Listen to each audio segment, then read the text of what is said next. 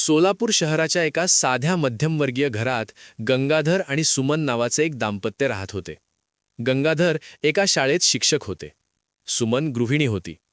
त्यांचे लग्न झाले तेव्हा दोघांनाही खूप आनंद झाला होता. त्यांची स्वप्ने होती, एक सुंदर घर, आनंदी कुटुंब, लहान मुले. पण 10 वर्ष गेली तरीही त्यांना अपत्य झाले नाही. सुरुवातीच्या काही वर्षात त्यांनी धीर धरला. वेळ लागतो, काळजी नको, असे ते एकमेकांना म्हणत.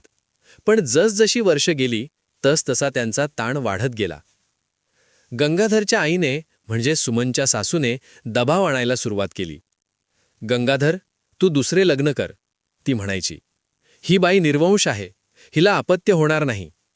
आई, असे बोलू नका, गंगाधर म्हणायचा. सुमन चांगली आहे. चांगली असली तरी काय उपयोग, तिला मूल होत नाही. आपली वंशपरंपरा पुढे कोण नेणार? हे ऐकून सुमनला खूप वाईट वाटायचे. ती रडत आपल्या खोलीत जायची. नातेवाईक भेटायला आले तरी प्रश्न विचारायचे. अरे, अजून काहीच नाही, काकू विचारायची. किती वर्ष झाली तुमचे लग्न होऊन? मामी विचारायची. डॉक्टरांना दाखवले का? मावशी विचारायची. प्रत्येक वेळी तेच प्रश्न, प्रत्येक वेळी तीच उणीव, प्रत्येक वेळी तोच अपमान. सुमन हळूहळू सामाजिक कार्यक्रमांना जाणे बंद करू लागली. तिला लोकांना भेटायचे नव्हते, त्यांचे प्रश्न ऐकायचे नव्हते. मी का जन्माला आले, ती स्वतःला विचारायची. माझ्यामुळे गंगाधरचे आयुष्य उद्ध्वस्त झाले. गंगाधर आणि सुमनने अनेक डॉक्टरांना भेट दिली. ॲलोपॅथी, होमिओपॅथी, आयुर्वेद सगळे प्रयत्न केले. एका डॉक्टरांनी तपासणी करून सांगितले, तुमच्या दोघांनाही काही समस्या नाही, तुम्हाला मूल होऊ शकते. मग का होत नाही, सुमनने विचारले. कधीकधी असे होते, कारण समजत नाही. टेन्शन घेऊ नका, प्रयत्न करत रहा. पण वर्ष गेली, काहीच फरक पडला नाही. सुमन रडत म्हणायची, मी अभागी आहे, माझ्यामुळे आपले सगळे पैसे वाया गेले. असे बोलू नको, गंगाधर तिला सांत्वन द्यायचा. पैसे पुन्हा मिळतील, पण तू निराश झालीस तर मी काय करू? एका वैद्याने त्यांना काही झाडांची मुळे खायला दिली. हे सकाळी उठून घ्या, 3 महिन्यात परिणाम होईल. त्यांनी ती 3 महिने घेतली, पण काहीच झाले नाही. दुसऱ्या वैद्याने सांगितले, तुम्ही एका देवळात जाऊन प्रार्थना करा, नवस करा. ते अनेक मंदिरात गेले, नवस केले, प्रार्थना केल्या, पण तरीही काहीच झाले नाही. सुमन हळूहळू दुःखात बुडू लागली. तिला काहीच चांगले वाटत नव्हते. मी एक अपूर्ण स्त्री आहे, मी आई होऊ शकत नाही, माझे अस्तित्व तरी काय? बाळांचे आवाज ऐकू आले की तिचे हृदय फाटायचे. रस्त्यावर लहान मुले दिसली की तिचे डोळे भरून यायचे. माझ्याकडेही माझे बाळ असते तर, ती विचार करायची. कधीकधी ती शेजारच्या 5 वर्षाच्या पूजाला आपल्या घरी बोलवायची. तिला खाऊ घालायची, तिच्याशी खेळायची. एके दिवशी पूजा निष्पापपणे विचारली, काकू, तुमचे बाळ कुठे आहे? सुमनचे डोळे भरून आले. काकूला बाळ नाही. का? कारण भगवान नाही दिले. का नाही दिले? सुमनकडे उत्तर नव्हते. ती रडू लागली. गंगाधर हे सगळे पाहत होता. त्यालाही खूप वाईट वाटायचे, पण तो काय करणार? तो स्वतःही असहाय्य होता. एके दिवशी सुमनच्या एका मैत्रिणीने तिला सांगितले, सुमन, तू मूल दत्तक घे. दत्तक? होय. आपले स्वतःचे बाळ नसेल तर दुसऱ्याचे पालन कर, त्यातही आनंद आहे. सुमनने गंगाधरशी बोलले, आपण दत्तक घेऊ का? गंगाधरने विचार केला. चला, प्रयत्न करूया. ते अनाथाश्रमात गेले. तिथे अनेक छोटी मुले होती, पण कागदपत्रे, प्रक्रिया, तपासणी हे सगळे इतके गुंतागुंतीचे होते की त्यांचा धीर सुटला. हे देखील सोपे नाही, गंगाधर म्हणाला. तरीही त्यांनी प्रयत्न सुरू ठेवले. पण महिन्याभरात त्यांना कळले, अनाथाश्रमातील अधिकाऱ्यांना लाच हवी होती. त्यांच्याजवळ तेवढे पैसे नव्हते. आता काय करायचे? सुमन निराश झाली. एके दिवशी सुमन बाजारात गेले. तिथे एक म्हातारी बाई बसली होती. ती लोकांना भविष्य सांगत होती. अगं, ये बाळा, म्हातारी सुमनला म्हणाली. तुझ्याकडे खूप दुःख दिसते. सुमन थांबली. काय म्हणता? तुझ्या डोळ्यात दुःख आहे, मोठे दुःख. सुमनचे डोळ्या भरून आले. या अनोळखी बाईने जणू तिचे मन वाचले होते. बस बाळा, म्हातारी म्हणाली. तिने सुमनचा हात पकडला आणि पाहू लागली. काही क्षण गेले. तुला अपत्य नाही, म्हातारीने सांगितले. सुमनला आश्चर्य वाटले. तुम्हाला कसे कळले? तुझ्या हातात सगळं लिहिलं आहे. तू बऱ्याच ठिकाणी गेलीस, डॉक्टर, वैद्य, मंदिरे, पण कुठेही यश आलं नाही. खरे आहे, सुमन म्हणाली. पण एक जागा आहे जिथे तू गेली नाहीस. कोणती जागा? अक्कलकोट, स्वामी समर्थ महाराजांकडे. सुमनला या नावाची ओळख होती. तिने स्वामींबद्दल ऐकले होते. पण ती संशयाने म्हणाली. विश्वास ठेव बाळा, म्हातारी म्हणाली. स्वामी समर्थांची महिमा अपरंपार आहे. ते निराश कोणालाच करत नाहीत. जा, त्यांच्यापाशी मन मोकळे कर, ते तुझे ऐकतील. सुमन घरी आली. तिने गंगाधरला सगळं सांगितलं. अक्कलकोट, गंगाधर म्हणाला. आपण बरीच ठिकाणं पालथी घातली, तिथेही काय फरक पडणार? पण प्रयत्न तर करूया, सुमन म्हणाली. आपल्याला आता काय गमवायचं आहे? गंगाधरने विचार केला. खरंच, त्यांच्याकडे गमवायला काहीच उरलं नव्हतं. त्यांनी आधीच सगळं गमावलं होतं. पैसे, आशा, धैर्य. ठीक आहे, तो म्हणाला. चल, जाऊया. 2 आठवड्यांनंतर गंगाधर आणि सुमन अक्कलकोटला निघाले. त्यांनी बसने प्रवास केला. प्रवासात सुमन विचार करत होती. कदाचित यावेळी काही घडेल, कदाचित स्वामी माझं ऐकतील. पण दुसरीकडे तिला भीतीही वाटत होती. आणि जर काहीच झालं नाही तर? जर यावेळीही निराशाच हाती आली तर? ते अक्कलकोटला पोहोचले. सरळ स्वामी समर्थांच्या मठाकडे गेले. मठ साधा होता, पण तिथे एक दिव्य शांती होती. अनेक भक्त तिथे आले होते. काही आनंदी, काही दुःखी, पण सगळेच आशेने भरलेले. गंगाधर आणि सुमन मठात गेले. स्वामी समर्थ आपल्या आसनावर बसले होते. अनेक भक्त त्यांच्या भोवती होते. सुमनने स्वामींकडे पाहिले. त्यांचा चेहरा शांत होता, डोळ्यात करुणा होती. तिथे उभे राहा, एका सेवकाने सांगितले. तुमचा क्रम येईल. ते जवळजवळ तासभर वाट पाहत उभे राहिले. शेवटी त्यांचा क्रम आला. ते स्वामींच्या समोर गेले. दोघांनी हात जोडले. स्वामींनी त्यांच्याकडे पाहिले. एक लांब खोल नजर. तुम्ही कुठून आला आहात? स्वामींनी विचारले. सोलापूरहून स्वामी, गंगाधर म्हणाला. काय हवे? सुमन पुढे आली. तिचे डोळे भरून आले होते. स्वामी, ती रडत म्हणाली. मला एक मूल हवंय, फक्त एकच. मी 10 वर्ष वाट पाहिली, सर्वत्र गेले, पण... तिचा आवाज बुडाला. ती रडू लागली. गंगाधरने तिचा खांदा धरला. स्वामींनी सुमनकडे करुणेने पाहिले. का हवंय तुला मूल? स्वामींनी विचारले. सुमन आश्चर्यचकित झाली. असा प्रश्न तिला कोणीही कधी विचारला नव्हता. का? ती कुजबुजली. कारण मी आई व्हायचे आहे. मला एका छोट्या जीवाची काळजी घ्यायची आहे. माझ्या मांडीवर एक डोकं ठेवायचे आहे. लहान हाताने माझा हात पकडायचा आहे. तिचे अश्रू वाहत होते. आणि तुला का मूल हवंय? स्वामींनी गंगाधरला विचारले. स्वामी, गंगाधर म्हणाला. माझ्या पत्नीला खूप त्रास होतो. समाज तिला अपमानित करतो. माझी आई तिला त्रास देते. मला माझ्या सुमनला आनंदी पाहायचे आहे. स्वामी काही क्षण शांत राहिले. मग त्यांनी विचारले. तुम्ही दोघांचं प्रेम खरं आहे का? हो स्वामी, दोघेही एकाच आवाजात म्हणाले. तुम्ही एकमेकांशिवाय राहू शकता का? नाही स्वामी. स्वामी समर्थ हळूच हसले. तुम्हाला मूल होईल, स्वामींनी सांगितले. सुमन आणि गंगाधर विश्वासच ठेवू शकले नाहीत. खरंच स्वामी? सुमन आशेने विचारली. होय, पण एक अट आहे. कोणती अट स्वामी? आम्ही काहीही करू, गंगाधर म्हणाला. तुम्ही येथे 40 दिवस राहाल, स्वामी म्हणाले. या 40 दिवसांत तुम्ही मठाची सेवा कराल. गंगाधर, तू मठातील लहान मुलांना शिकवशील. सुमन, तू मठातील स्त्रियांची आणि लहान मुलांची काळजी घेशील. फक्त एवढेच? सुमनला आश्चर्य वाटले. हो, आणि एक गोष्ट. या 40 दिवसांत तुम्ही मूल मिळण्याचा विचारही करणार नाही. तुम्ही फक्त सेवा कराल, निस्वार्थ सेवा. गंगाधरने सुमनकडे पाहिले. आपण करू शकू? नक्कीच, सुमन म्हणाली. तर ठरले, स्वामी म्हणाले. आजपासून तुमचे 40 दिवस सुरू होतात.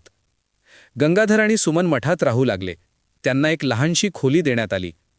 पहिल्या दिवशी सुमनला मठातील मुलांची काळजी घेण्यास सांगण्यात आले. तिथे 5-6 छोटी मुले होती. काही अनाथ, काही गरीब कुटुंबांतील. सुमन त्या मुलांना पाहून भावूक झाली. तिने त्यांना मिठी मारली. तुम्ही सगळे माझी मुले आहात, ती म्हणाली. तिने त्यांना स्नान घातले, स्वच्छ कपडे घातले, जेवू घातले. ती त्यांच्याशी खेळायची, त्यांना गोष्टी सांगायची. गंगाधर मठातील मुलांना शिकवू लागला. तो उत्साहाने शिकवत असे. रात्री जेव्हा ते दोघे आपल्या खोलीत यायचे, तेव्हा ते थकलेले पण समाधानी असायचे. आज किती छान दिवस गेला, सुमन म्हणायची. खरेच, गंगाधर म्हणायचा. हळूहळू त्यांच्या लक्षात आले ते मुलांबद्दलचा विचार विसरू लागले होते. ते फक्त सेवेत गुंतले होते. 10वा दिवस. सुमन एका लहान मुलीला, 3 वर्षांच्या राधाला खायला घालत होती. राधा अनाथ होती. तिची आई वारली होती आणि वडील तिला सोडून गेले होते. राधा खूप गोड होती. ती सुमनला आई म्हणायची. आई, मला भूक लागलीये, ती म्हणायची. सुमनचे हृदय वितळायचे. येते बाळा, आत्ता देते. तिने राधाला खायला घातले. राधा खात होती आणि सुमनच्या चेहऱ्याकडे पाहत होती. आई, तू माझ्यासोबत राहशील ना? राधाने विचारले. सुमनचे डोळे भरून आले. होय बाळा, मी तुझ्यासोबत आहे. त्या रात्री सुमनने गंगाधरला सांगितले, मला काहीतरी वेगळे जाणवत आहे. या मुलांच्या सेवेत एक आनंद आहे जो मला कधीच जाणवला नव्हता. मलाही, गंगाधर म्हणाला. मी विसरूच लागलो की आपण इथे का आलो. 20 दिवस गेले. सुमन आणि गंगाधर आता मठाचे अविभाज्य भाग बनले होते. मुले त्यांना खूप जवळ आली होती. एके दिवशी राधाने सुमनला विचारले, आई, तू खरी आई आहेस का? सुमन थांबली. का विचारलेस? कारण तू इतरांसारखी नाहीस. तू खरोखर माझी काळजी घेतेस. सुमनने राधाला मिठी मारली. मी तुझी खरी आई नाही, पण माझे प्रेम खरे आहे. राधा तिच्या गळ्यात लोंबली. मला तूच हवी आहेस, आई. तूच माझी खरी आई आहेस. त्या क्षणी सुमनला जाणवले, आई होणे म्हणजे फक्त जन्म देणे नव्हे. आई होणे म्हणजे प्रेम करणे, काळजी घेणे, सांभाळणे. तिला अचानक समजले, ती या सर्व मुलांची आई होती. 30 दिवस गेले. एके दिवशी स्वामींनी सुमनला बोलावले. सुमन, तुला काय जाणवते? स्वामींनी विचारले. स्वामी, मला खूप आनंद वाटतो. या मुलांच्या सेवेत मला एक पूर्णता जाणवते. तू आता मुलांबद्दल विचार करतेस का? सुमन थांबली. खरेच, तिला आता ते विचार येत नव्हते. नाही स्वामी, मी विसरलेच होते. स्वामी हसले. हेच आम्हाला हवे होते. तुला कळवायचे होते की मूल असणे म्हणजे फक्त गर्भधारणा नव्हे. मूल असणे म्हणजे प्रेम करणे, सेवा करणे. सुमनला समजले. स्वामींनी तिला एक मोठा धडा शिकवला होता. 40वा दिवस आला. सुमन आणि गंगाधर स्वामींना भेटायला गेले. तुमचे 40 दिवस पूर्ण झाले, स्वामी म्हणाले. आता तुम्ही घरी जाऊ शकता. स्वामी, सुमन म्हणाली. मला एक विनंती आहे. बोल. राधा, ती अनाथ आहे. मी तिला दत्तक घेऊ शकते का? स्वामींनी आश्चर्याने पाहिले. मग ते मोठ्याने हसले. सुमन, तू खरोखर बदललीस. तुला आधी मूल हवे होते ना? स्वामी, मला आता कळले, मूल म्हणजे फक्त स्वतःचे जन्मलेले नव्हे.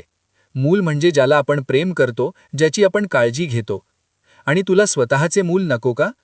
सुमन विचार करू लागली. स्वामी, जर झाले तर बरे, पण जर नाही झाले तरी मी दुःखी होणार नाही. कारण राधा आहे आणि असे अनेक मुले आहेत ज्यांना आईची गरज आहे. स्वामी समर्थांनी तिच्या डोक्यावर हात ठेवला. सुमन, तू खरोखर आई झालीस, मनाने, हृदयाने. आणि आता आम्ही तुला एक रहस्य सांगतो. काय? स्वामी, तुला गर्भ राहिला आहे. सुमन आश्चर्यचकित झाली. काय? हो, तू 7 आठवड्यांची गर्भवती आहेस.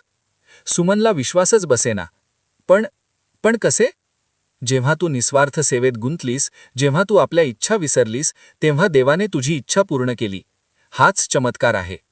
गंगाधर आनंदाश्रूंनी रडू लागला. सुमनही रडत होती. आणि राधा? सुमनने विचारले. तू तिलाही दत्तक घेऊ शकतेस. आता तुला 2 मुले असतील, एक गर्भातून, एक हृदयातून. 9 महिन्यांनंतर सुमनने एका मुलाला जन्म दिला. त्यांनी त्याचे नाव ठेवले समर्थ, स्वामी समर्थांच्या नावावरून. राधा आता त्यांची मोठी मुलगी झाली होती. ती लहान समर्थला खूप प्रेमाने सांभाळायची. माझा भाऊ, ती अभिमानाने म्हणायची. गंगाधरची आई, जिने सुमनला इतका त्रास दिला होता, तीही आता बदलली होती.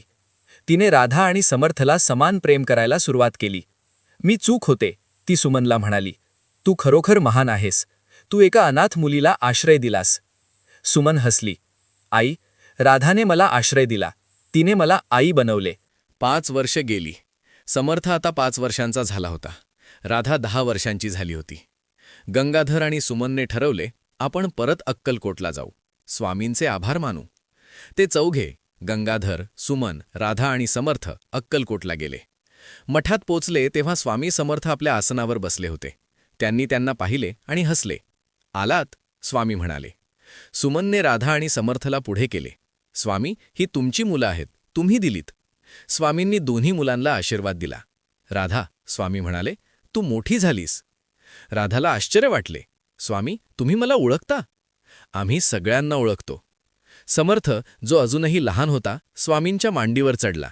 दादा, तुमचा चिमटा मला दे. सगळे हसले. स्वामींनी समर्थला आपल्या मांडीवर बसवले. हा मुलगा तुझ्यासारखा होईल, स्वामींनी गंगाधरला सांगितले. तो शिक्षक होईल. आणि राधा, सुमननी विचारले. राधा समाजसेवेत जाईल. ती अनेक अनाथांची मदत करेल. सुमन आणि गंगाधरच्या डोळ्यात आनंदाश्रू होते. आणखी 10 वर्षे गेली. राधा आता 20 वर्षांची झाली होती. तिने कॉलेजचे शिक्षण पूर्ण केले होते. एके दिवशी तिने सुमनला म्हटले, आई, मला एक निर्णय घ्यायचा आहे. काय बेटा? मला अनाथाश्रम सुरू करायचा आहे. मी स्वतः अनाथ होते. तुम्ही मला घर दिले. आता मी इतर अनाथांना घर द्यायचे आहे. सुमनचे डोळे भरून आले. खरेच? होय आई. तुम्ही आणि बाबांनी मला जे दिले ते मी इतरांना देऊ इच्छिते. गंगाधर आणि सुमन खुश झाले. त्यांनी राधाला पूर्ण साथ दिली. राधाने एक छोटेसे अनाथाश्रम सुरू केले, समर्थ आश्रम, स्वामी समर्थांच्या नावावरून. समर्थ, जो आता 15 वर्षांचा होता, तोही बहिणीला मदत करू लागला. तो अनाथाश्रमातील मुलांना शिकवायचा. 20 वर्ष गेली. गंगाधर आणि सुमन आता म्हातारे झाले होते. राधाचे अनाथाश्रम आता खूप मोठे झाले होते. तिथे 100पेक्षा अधिक मुले राहत होती. समर्थ शिक्षक झाला होता, अगदी आपल्या वडिलांसारखा. तोही अनाथाश्रमात मुलांना मोफत शिकवत असे. एके दिवशी एक गरीब दाम्पत्य अनाथाश्रमात आले. त्यांची नावे रमेश आणि लता होती. त्यांना मूल नव्हते. राधाबाई, ते म्हणाले, आम्हाला एक मूल दत्तक घ्यायचे आहे. राधाने त्यांच्याशी बोलणी केली. तिला त्यांचे खरे प्रेम दिसले. तुम्हाला मूल कशासाठी हवे? राधाने विचारले. अगदी तसेच जसे स्वामींनी तिच्या आईला विचारले होते. आम्हाला एका जीवाची काळजी घ्यायची आहे. आम्हाला आईबाबा व्हायचे. राधाने त्यांना एक छोटीशी मुलगी 5 वर्षांची पूजा दाखवली. रमेश आणि लताने पूजाकडे पाहिले. ती गोड होती, भोळी होती. ही तुमची मुलगी होईल का? राधाने विचारले. दोघांनी एकमेकांकडे पाहिले, मग पूजाकडे. पूजा देखील त्यांच्याकडे पाहत होती. होय, ते म्हणाले. राधाचे डोळे भरून आले. तिला स्वतःची आठवण झाली. 25 वर्षापूर्वी एक लहान मुलगी अनाथाश्रमात आणि एक दयाळू स्त्री जिने तिला मुलगी केले. आता वर्तुळ पूर्ण झाले, राधाने मनात विचार केला. त्या संध्याकाळी राधा आपल्या आई सुमनला भेटली. आई, आज मी एका दाम्पत्याला पूजा दत्तक दिली. खूप चांगले बेटा. आई, एक गोष्ट सांगू का? जेव्हा ते पूजाकडे पाहत होते तेव्हा मला तुझी आठवण झाली. जशी तू मला पाहिलेस तसेच ते तिला पाहत होते. सुमनने राधाला मिठी मारली. बेटा, हेच आयुष्याचे सत्य आहे. प्रेम पुढे जाते. मला स्वामींचे प्रेम मिळाले. मी तुला दिले. आता तू इतरांना देत आहेस. आणि हेच चालू राहील, राधा म्हणाली.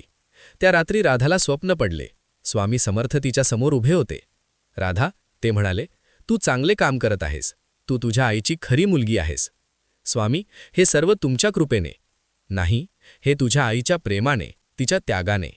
तिने तुला दत्तक घेतले तेव्हा तिला माहीत होते की तिला स्वतःचे मूल होणार आहे, पण तरीही तिने तुला घेतले.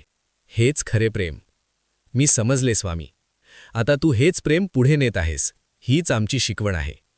राधा जागी झाली. तिच्या चेहऱ्यावर शांत हसू होते.